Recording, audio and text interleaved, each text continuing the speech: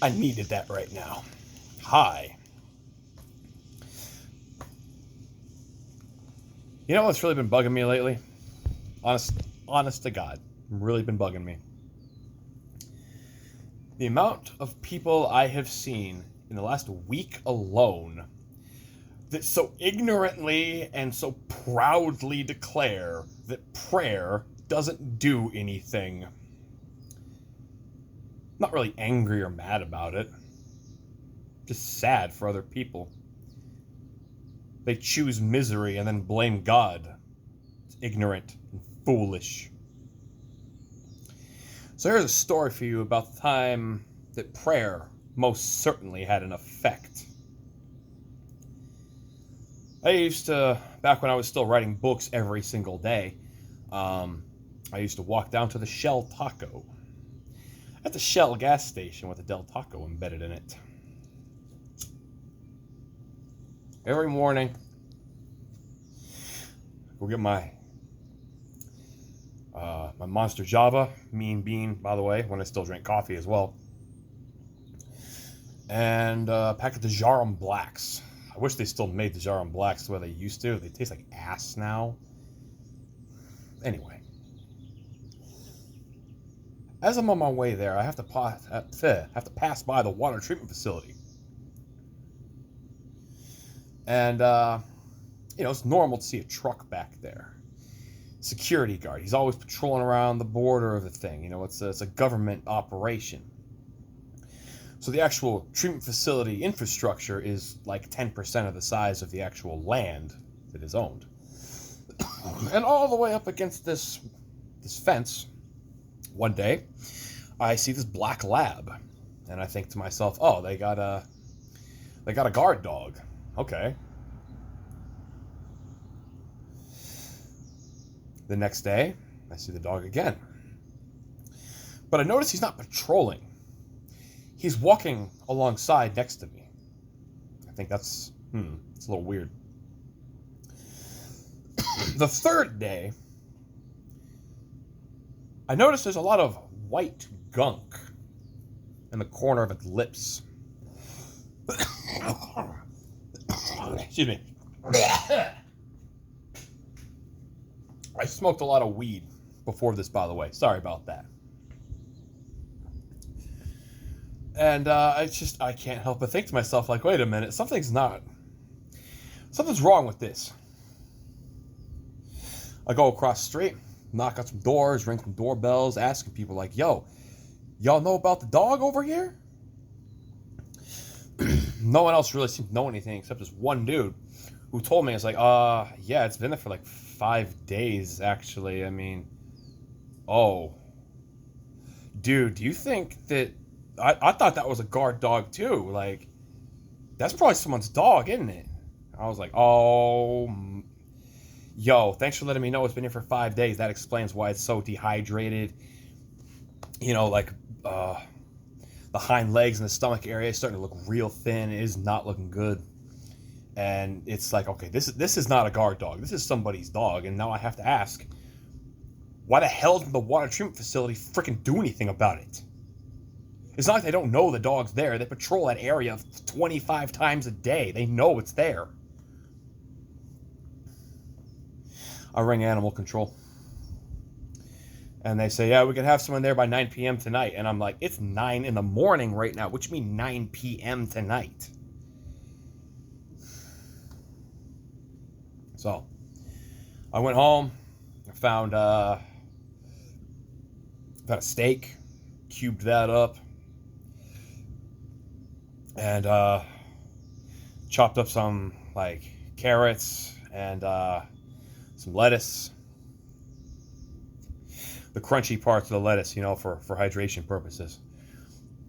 I gave a good firm sear on it. I'm not stupid enough. I didn't season it. Didn't put salt on it, But I was like, I don't have dog food. I'm a cat person, so I have to make some dog food, right now. Put 5 bottles of water in my cargo pockets and took an extra Tupperware dish so I could give it some water too, Go all the way there again, and I just sit down in the sandy dirt next to the black wrought iron fence, and put the bowl of food through there. And dog's a little hesitant at first, but he starts sniffing it. He comes over, he like licks it, and then he just like gone in 5 seconds. He was hungry. He was starving, bro. Just kept pouring water out for him, and he was going to town on that. After he took the food and the water, he just sat down, dog loafing. And I just sat there, put my arm through the fence. I'm just scratching behind his ears, scratching under the leg area, like here in the armpit area.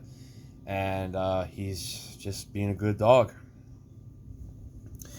Around noon, I see animal control truck go past. Literally go past. They didn't stop. So I call animal control again, and I'm like, hey, like your truck just drove by where I'm at with this dog. And they're like, yo, we respond to calls the order they came in, so you're going to have to wait. And I'm like, I'm not the one waiting. This dog is. The hell's wrong with you? You were right here. Stupid system.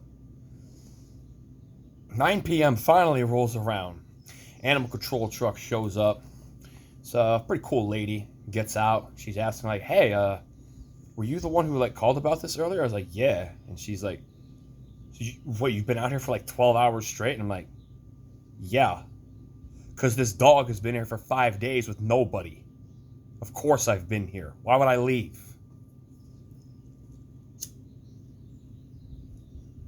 She's like, all right, look. They won't let me take my truck into the property. I have to go in there on foot. So what I need you to do is put your arm through the dog's collar. It's a fairly big black lab.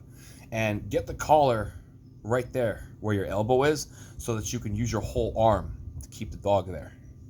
I'm going to go in and I'm going to try and wrangle it, and we're going to bring it out. Because if I have to chase it around this property, I'm never going to find it. She goes in, gets like a little metal, noose thing around the dog's neck, and walks it out front, puts it up in her truck. And, just to mention, the dog had a collar with a little like metal bone tag, but it just said Shadow. There was no address or phone number or anything like that, so I had no way of contacting anybody.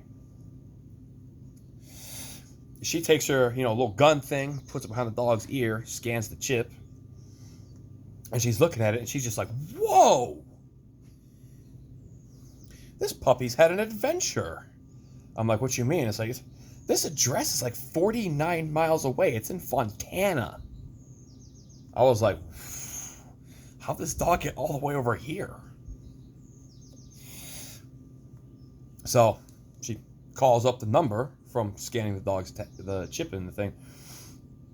And she's just like, oh, hello, is it such? Okay, this is animal control. Do you have a dog named Shadow? Because there's a man here who found it. And then she's like pulling the phone away from her ear because it's like whoever's on the other end of that phone is absolutely screaming their freaking head off, dude. And she hangs up. She's like, all right, well, they said that they're gonna get in the car and they're gonna come on over here right now. You don't need to stay here anymore. I'll you can just go now. You've been here all day. And I was like, exactly. I've been here all day. You think I'm gonna leave right before the finish line? I'm gonna stay here. And you're like, dang, man. Even though these people were 50 miles away, they got there in 23 minutes. This old Ford Windstar rolls up. Mom and dad in the front, young boy and a girl in the back, and as soon as they pull over to the side of the road, all the interior cabin lights come on pretty much at the same time that all the doors open, and this entire family comes out. And I'm going to allow myself to cry if I feel like it. It's okay if I do that. They all come out in their bathrobes and their slippers, and lady opens the cage in the truck, and the dog just jumps out, man. It's like a cruise missile. Just this dog is yapping and howling, and you've never heard a dog happier to be reunited with a family that it thought it was never going to see again.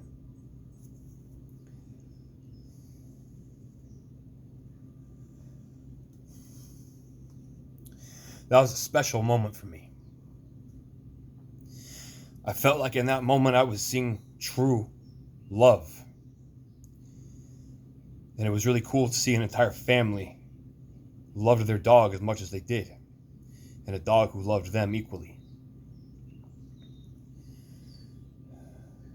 Kids get back in the car with the dog, the doors slide closed. Mom, she gets in the driver's side seat, and her head just sinks down into the steering wheel, and she just cannot stop bawling and crying. The husband, he comes over to me, and he's gonna give me $50, you know? He's like, yo, we don't have a lot. This is all we can afford to give you. And I was like, if that's all you can afford, keep it. I didn't do this for money or thanks.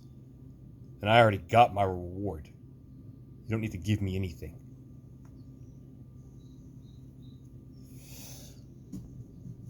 And I said, if you want to do something for me, pray for me. Because I'm going through it right now, and I haven't had a very good time lately. So pray for me if you want to do something for me. And he says, well, if my son prays for you, I'm sure it'll help.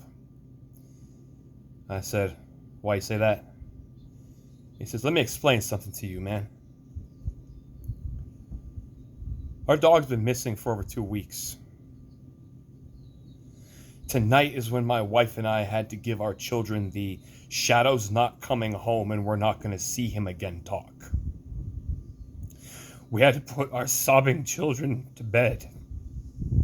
And how could we console them when we ourselves are also crying so intensely?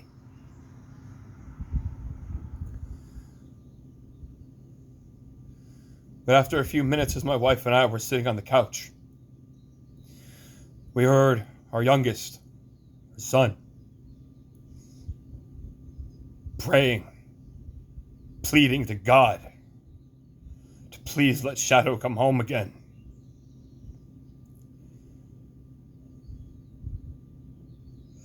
"30 seconds after he made that prayer, the phone rang. And that lady said that you found our dog. So if my son prays for you, I know it will help, and I'll ask him to."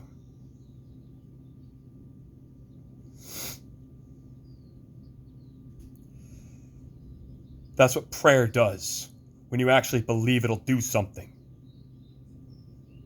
If you don't believe it'll do something, then the almighty merciful God respects you enough to let you stay in your misery. You have a choice. Believe or don't. Suffer or don't. Choose. And don't ever tell me prayer doesn't do anything. That's all I have to say. Thanks for listening. Appreciate your time. God bless.